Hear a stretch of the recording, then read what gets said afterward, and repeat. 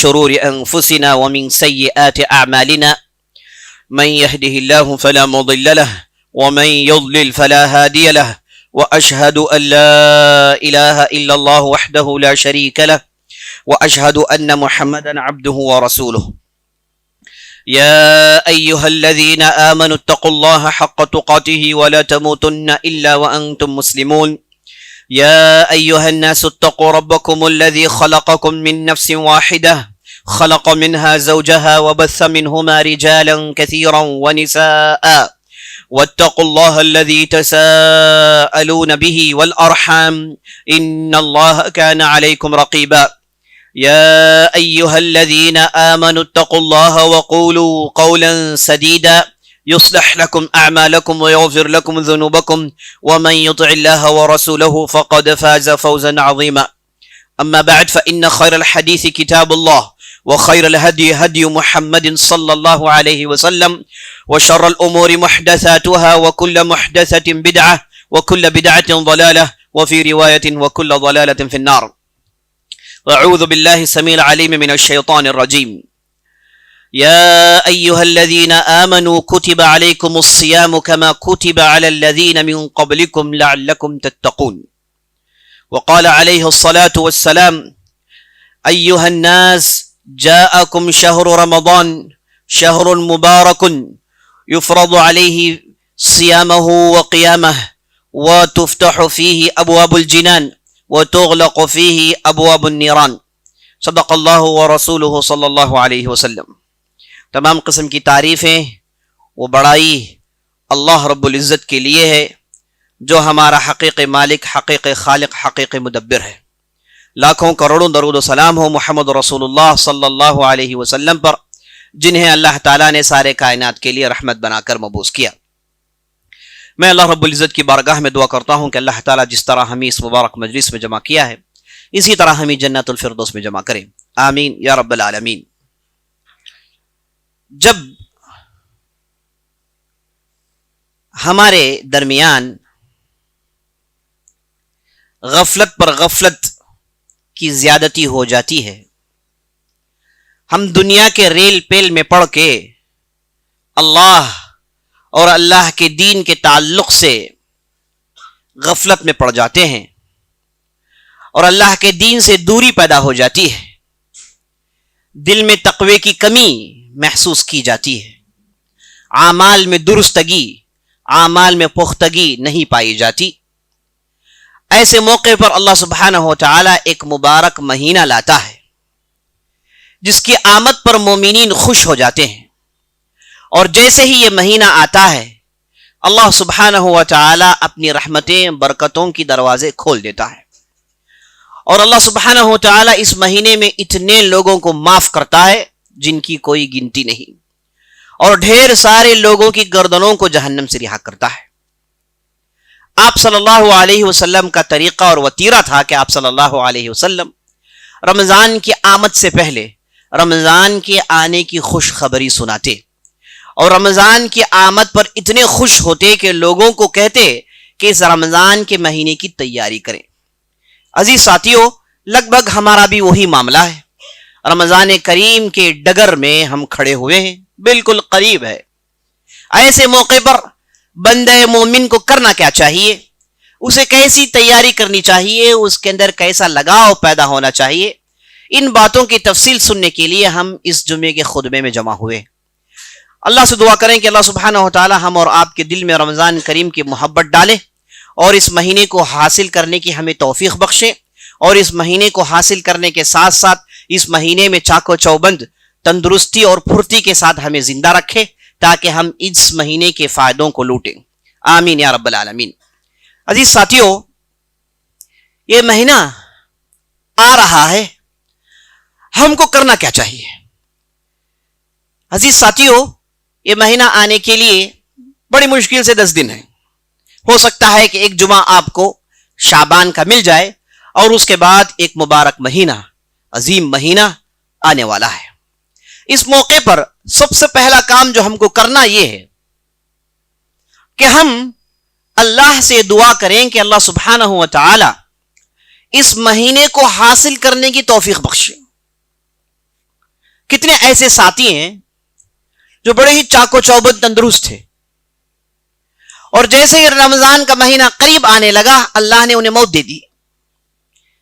ابھی میرے نظروں کے سامنے لگ بھگ 3-4 ایسے افراد جو پچھلے 3-4 دن میں ان کی وفات ہوئی، چاقو چوبند تھے، تندرست تھے، ان کے اندر بھی وہ عبادت کی خواہش تھی، وہ نیکی حاصل کرنے کی خواہش تھی، لیکن ہوا یہ کہ اللہ سبحانہ و تعالیٰ نے انہیں موت دے دی۔ ہم ان کے حق میں دعا کرتے ہیں کہ اللہ سبحانہ و تعالیٰ انہیں جنت میں بلند مرتبہ عطا کر۔ لیکن عزیز ساتھیو، یہ مہینہ آنے کے قریب جو کام ہم کو کرنا ہے وہ یہ ہے کہ ہم اللہ کے یہاں دعا کریں کہ اے اللہ اس مبارک مہینے کو دوبارہ حاصل کرنے کی توفیق بخش دے، اے اللہ اس مہینے میں مجھے تندرستی کے ساتھ رکھ، اے اللہ مجھے اس مہینے کے روزے رکھنے کی توفیق بخش، اے اللہ اس مہینے میں قیام کرنے کی توفیق بخش، اے اللہ اس مہینے میں توبہ صادقہ کرنے کی توفیق بخش۔ یہ دعا ہم کو کرنی چاہیے، یہ دعا ہم کو کرنی چاہیے کہ جیسے ہی دن قریب ہوتے جائیں آپ کی نمازوں کے بعد، نماز سے پہلے، نماز میں آپ یہ دعا کریں کہ اللہ مجھے رمضان کا مہینہ نصیب کر دے۔ عزیز ساتھیو، دعا کون کرتا ہے؟ دعا وہ کرتا ہے جو حقیقی معنی میں دل کے اندر خوش ہوتا ہے اس مہینے کی آمد پر۔ لیکن ہمارے معاشرے میں ایسے بھی بدبخت لوگ ہیں جنہیں رمضان کے مہینے آنے سے انہیں بڑی دقت ہوتی ہے، مشکل ہوتی ہے، انہیں یہ پریشانی ہوتی ہے، اور بعض کہتے بھی ہیں کہ یہ مہینہ آ گیا، بھوکے رہنے والوں کا مہینہ آ گیا، اب اس مہینے میں ہم کو بھوک سے رہنا ہے، اس مہینے میں تکلیف جھیلنا ہے۔ ہم ایسے بدبختوں کی بات نہیں کر رہے ہیں، یہ وہ لوگ ہیں جن کے دل میں نفاق گھر کر گیا ہے، یہ وہ لوگ ہیں جن کے دل میں ایمان اتنا گھڑ گیا ہے کہ یہ کفر کے دائرے میں داخل ہونے کے قریب پہنچ گئے ہیں۔ لیکن جن کے دل میں ایمان ہوتا ہے، جو اللہ سبحانہ و تعالیٰ پر پختہ یقین رکھتے ہیں، وہ اس مہینے کی آمد پر خوشی ہوتی ہے۔ یہاں تک ہم سلف الصالحین کی زندگی میں پڑھتے ہیں کہ وہ رمضان کا مہینہ آنے سے 6 مہینے پہلے، اب تو ہم 10 دن پہلے گفتگو کر رہے ہیں، ان کا تو معاملہ یہ ہوتا تھا کہ 6 مہینے پہلے اللہ کے یہاں دعا کرتے کہ اے اللہ مجھے رمضان کا مہینہ دے دے، اے اللہ مجھے رمضان کا مہینہ نصیب کر دے، اے اللہ میرے گناہوں کو معاف کر۔ یہ ان کی دعا ہوتی تھی رمضان کی آمد سے 6 مہینے پہلے۔ اللہ اکبر۔ تو یہ جس کے پاس یہ خوشی پیدا ہو گئی، وہ آدمی واقعی خوش ہو جائے کہ یہ ایمان کی علامت ہے۔ اور جس کے دل میں ڈر ہے، جس کے دل میں بیزارگی ہے، جس کے دل میں بوریت ہے، جس کے دل میں کوئی لگن، کوئی شوق نہیں، یاد رکھ لے یہ آدمی کے ایمان میں کچھ پرابلم ہے۔ اسے چاہیے کہ اسے فارمیٹ کرے اور ری انسٹال کرے، اسے دوبارہ اس کے اندر رینوویشن پیدا کرے، تاکہ اس کا ایمان خراب ہو گیا ہے۔ اسے تو خوش ہونا چاہیے، خوش نہیں ہو رہا ہے تو مانا یہ کہ کوئی برا سمٹم ہے، مانا یہ کہ کوئی اندر مرض لگا ہوا ہے جس کا علاج کرنا ضروری ہے۔ تو عزیز ساتھیو، پہلا تو دعا کریں گے، نمبر 2 اس مہینے کی آمد پر خوش ہوں گے۔ اور یاد رکھ لیجیے، خوش ہونا یہ عبادت ہے۔ خوش ہو رہے ہیں آپ کو نیکیاں ملیں گی، خوش ہو رہے ہیں آپ کو اجر ملے گا۔ اللہ اکبر۔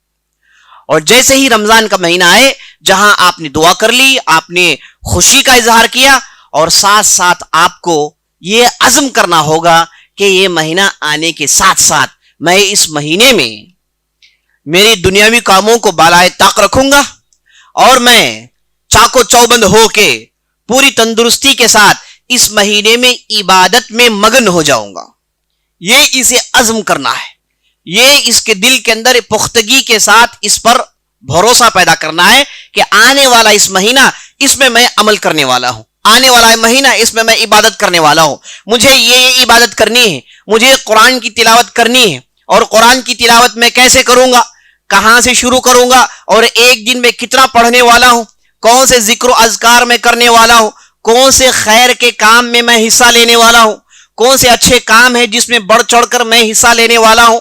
یہ سب آدمی پہلے سے پروگرام بنا لے، 2 طرف کی تیاری، ایک ذہنی اور دوسری باقاعدہ ایک شیڈیول بنا کر، باقاعدہ ایک ٹائم ٹیبل بنا کر آدمی اس مہینے کی تیاری کر لیں۔ یاد رکھ لیں اس پر بھی اجر ملے گا، یہ بھی عبادت ہے۔ آپ عبادت کرنے کے لیے تیاری کر رہے ہیں، اور یہ تیاری بھی عبادت ہے۔ یہ ہماری شریعت کی خوبی ہے کہ آپ عبادت کرنے کے لیے تیاری کرتے ہیں، اسے بھی شریعت کہتی ہے کہ یہ بھی عبادت ہے۔ اللہ اکبر۔ تو رمضان کی اس مہینے کی آمد سے پہلے آپ کو پروگرام اور شیڈیول بنانا چاہیے. اور اسی لیے آپ صلی اللہ علیہ وسلم اصحاب رسول اپنے اصحاب کو ابھارتے تھے, کہتے تھے یا ایھا الناس, اے لوگو, جاءکم شہر مبارک, تمہارے درمیان ایک مبارک شہر آنے والا ہے, برکتوں والا مہینہ آنے والا ہے. برکتوں والا مہینہ سے مراد کیا ہے؟ برکتوں کا مہینہ مراد یہ ہے کہ اس کے اندر آپ تھوڑی سی عبادت کرتے ہیں لیکن آپ کو ڈھیر سارا اجر ملتا ہے. آپ اس میں نفل پڑھتے ہیں تو آپ کو فرض کا درجہ دیا جاتا ہے. اور بعض روایتوں میں ایک ایک عبادت کے بدلے 70 عبادت کے فائدے دیے جاتے ہیں. ان گنت فائدے, ان گنت برکتیں, ان گنت رحمتوں کا مہینہ ہے. یہی معنی ہے شہر مبارک. تو آپ صلی اللہ علیہ وسلم کہتے تھے کہ لوگوں, مبارک مہینہ آنے والا ہے. اور اس مہینے کا آپ صلی اللہ علیہ وسلم کہتے تھے کہ یہ وہ مہینہ ہے جسے رمضان کہا جاتا ہے, جسے رمضان کا مہینہ کہا جاتا ہے. اور جیسے ہی یہ مہینہ آ جائے ہم کو جان لینا چاہیے کہ اس مہینے کے روزے اور اس مہینے کی نمازیں ہم کو ادا کرنی ہیں. اس مہینے کے روزوں کو اللہ نے فرض قرار دیا ہے, اور اس مہینے میں عبادت کریں, قیام کریں, اللہ نے اسے بھی فرض قرار دیا ہے. اور اس کے بعد کہتے تھے آپ صلی اللہ علیہ وسلم, یہ ایسا مہینہ آ رہا ہے تفتح فیہ ابواب الجنان, یہ وہ مہینہ ہے جس میں اللہ سبحانہ و تعالی جنت کے دروازے کھول دیتا ہے. یہ وہ مہینہ ہے جس میں اللہ سبحانہ و تعالی جنت کے دروازے کھول دیتا ہے. یہ وہ مہینہ ہے جس میں اللہ سبحانہ و تعالی جہنم کے دروازوں کو بند کر دیتا ہے. یہ وہ مہینہ ہے جس میں اللہ سبحانہ و تعالی سرکش شیاطین کو بند کر دیتا ہے, انہیں اللہ سبحانہ و تعالی سنکلیوں میں بند کر دیتا ہے تاکہ وہ اپنے فتنے برپا نہ کریں.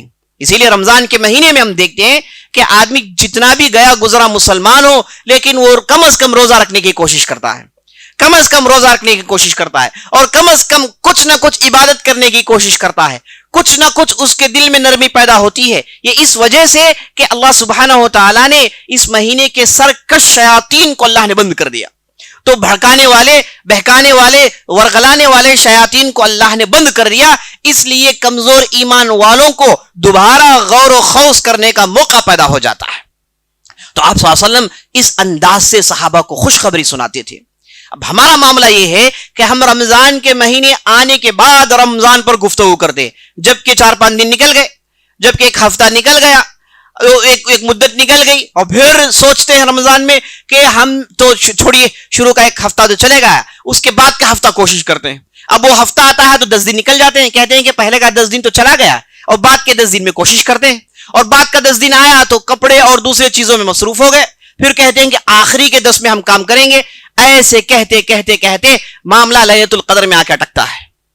اور لیلۃ القدر بھی اللہ نے اپنی حکمت سے اس رات کو چھپا دیا, کہا کہ آخری عشرے میں 21 میں 23 میں 25 میں 27 میں 29 میں آپ کو ان تمام راتوں میں محنت کرنی ہے.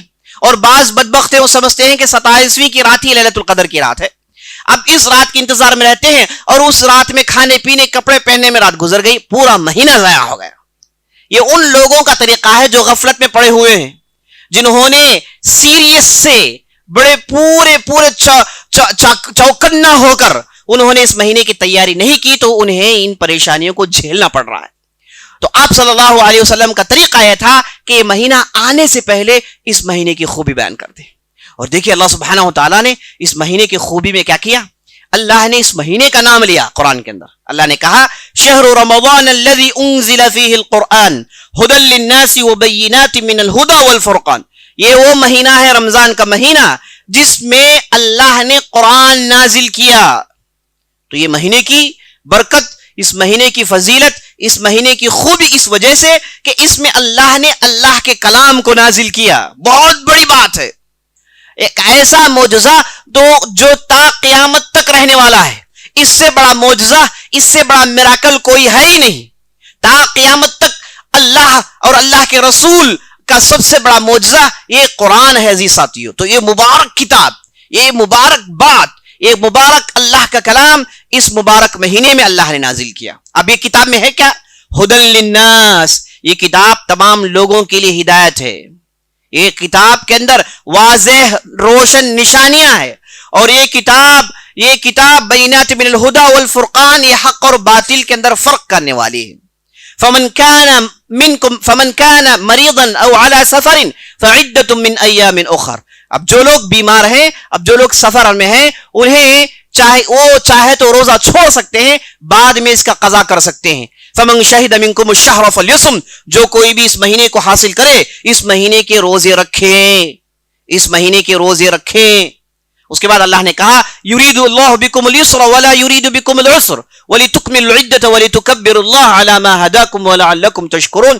اللہ چاہتا ہے کہ تمہارے لیے دین میں آسانی پیدا کرے، اللہ نہیں چاہتا کہ تمہیں پریشانی میں ڈالے، اور اللہ چاہتا ہے کہ اللہ کی برکتیں مکمل ہوں. تو عزیز ساتھیو، یہ جو مہینہ ہے کوئی معمولی مہینہ نہیں، یہ بہت ہی اہم مہینہ ہے. اسے ہرگز ناقص ضائع نہ کر دیں، ہرگز ناقص ضائع نہ کر دیں.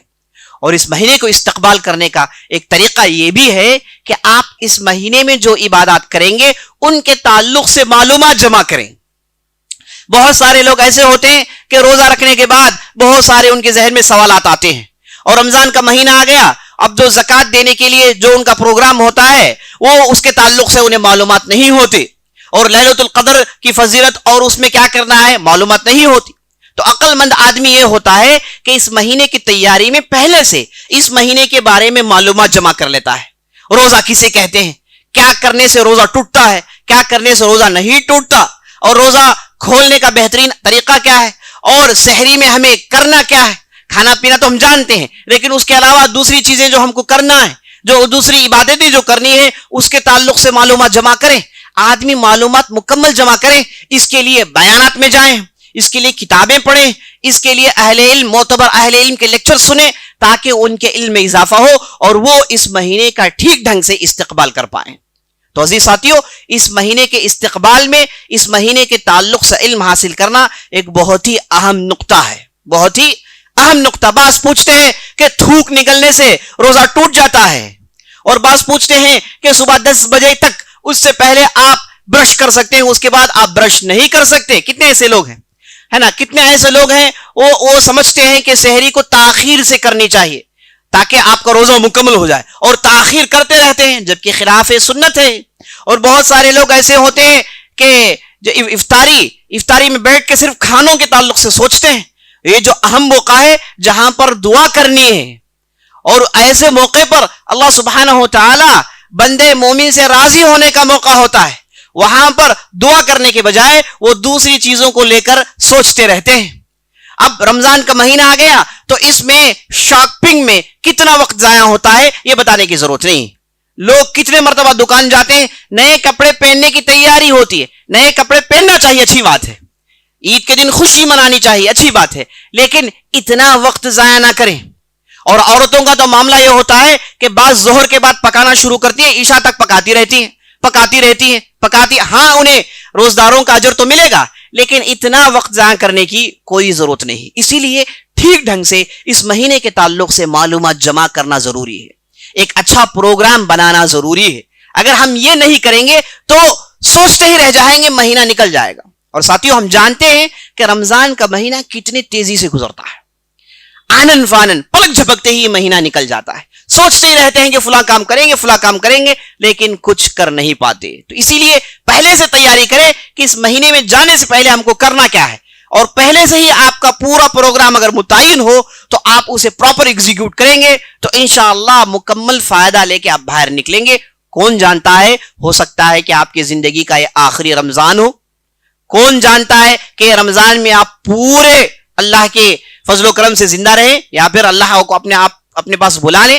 ہر چیزیں ممکن ہے، تو وقت کا ضائع کرنا عقل مندی کے خلاف ہے. تو عزیز ساتھیو، اسی طریقے سے اس مہینے کا استقبال کرنے کا طریقہ یہ ہے کہ آپ کار خیر میں جڑیں، اچھے کاموں میں حصہ لیں. بہت سارے ہوتے ہیں وہ عبادت کرتے ہیں، ان کی نماز ہوتی ہے، انہیں صرف اپنی پڑی ہوتی ہے. یاد رکھ لیں، عبادت کی 2 قسمیں ہیں. ایک قسم کی عبادت وہ جس میں آدمی صرف اپنے آپ کو فائدہ پہنچاتا ہے، جیسے وہ نماز پڑھتا ہے، جیسے وہ روزہ رکھتا ہے، جیسے وہ حج کرتا ہے، جیسے صدقہ و خیرات کرتا ہے، جس میں اس کے فائدے ہیں بس. یہ قسم کی عبادت ہوتی ہے جسے اہل علم متعدی عبادت کہتے ہیں، جس میں آپ دوسرے بندگان خدا کی مدد کرتے ہیں، دوسرے مومنین کی مدد کرتے ہیں اور اسلام کی پروری، اسلام کی ترقی کے لیے محنت کرتے ہیں.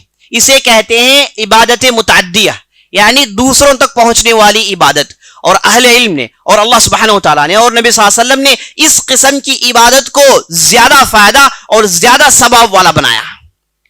یعنی آپ بیٹھ کر نماز پڑھ رہے ہیں، اچھی بات ہے، لیکن آپ نے نماز پڑھنے کا انتظام کیا تو یاد رکھ لیجئے جتنے بھی لوگ نماز پڑھتے ہیں آپ کو اس کا اجر ملے گا. آپ کھاتے ہیں افطار میں، دعا کرتے ہیں، آپ کو اجر ملے گا. لیکن آپ دوسروں کو افطار کرواتے ہیں تو یاد رکھ لیجئے جتنے لوگوں نے افطاری کی آپ کا اس کا اجر ملے گا. تو اجر کو دگنا چگنا کئی درجے بڑھانے کا بہترین طریقہ یہ ہے کہ آپ اچھے کاموں میں حصہ لیں، کار خیر میں حصہ لیں.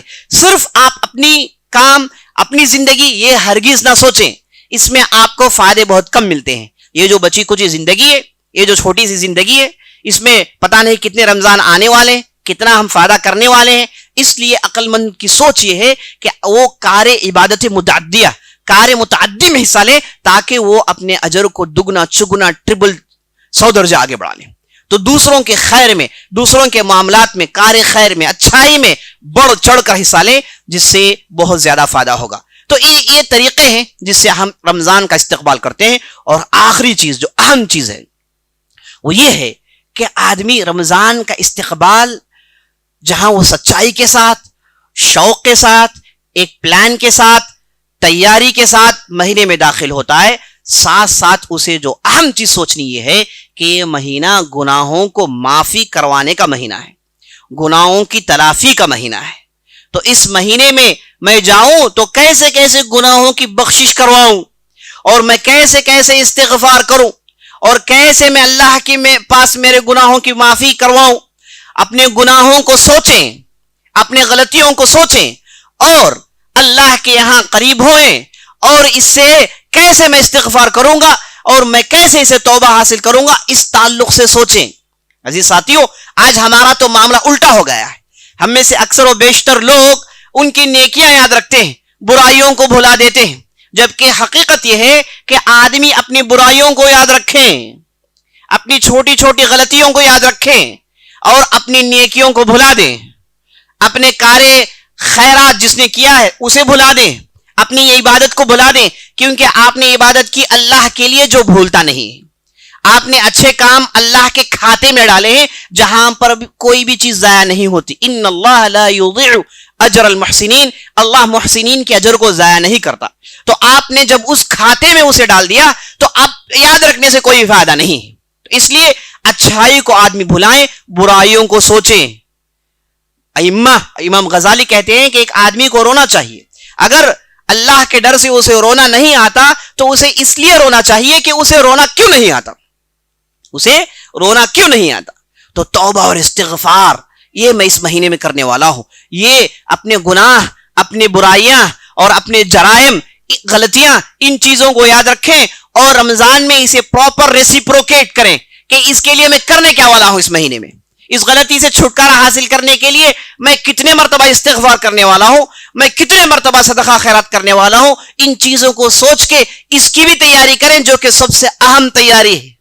اور جیسے کہ ہم جانتے ہیں یہ مہینہ آتا ہے لوگوں کے گناہوں کو معاف کرنے کے لیے. اس مہینے کی برکتوں کی جو اہم خوبی یہ ہے کہ اللہ سبحانہ و تعالیٰ اس مہینے میں ڈھیر سارے لوگوں کے گردنوں کو جہنم سے رہا کرتا ہے. اللہ سبحانہ و تعالیٰ ان کی رہائی کا اعلان کرتا ہے، ان کے مقدر میں جنت لکھ دیتا ہے. یہ مہینے کا بہت ہی اہم پروگرام ہے. تو اس کے لیے ہم کیا تیاری کریں گے؟ عزیز ساتھیوں، یہ سوچ کر آگے بڑھیں. سوچتے سوچتے آج کروں گا، کل کروں گا، ہرگز آنے والے اس مہینے کو ضائع نہ کر دیں، کیونکہ یہ ہمارے زندگی کا بالکل آخری مہینہ ہو سکتا ہے. ھذا باللہ توفیق، صلی اللہ علیہ نبینا محمد وعلی آلہ وصحبہ اجمعین.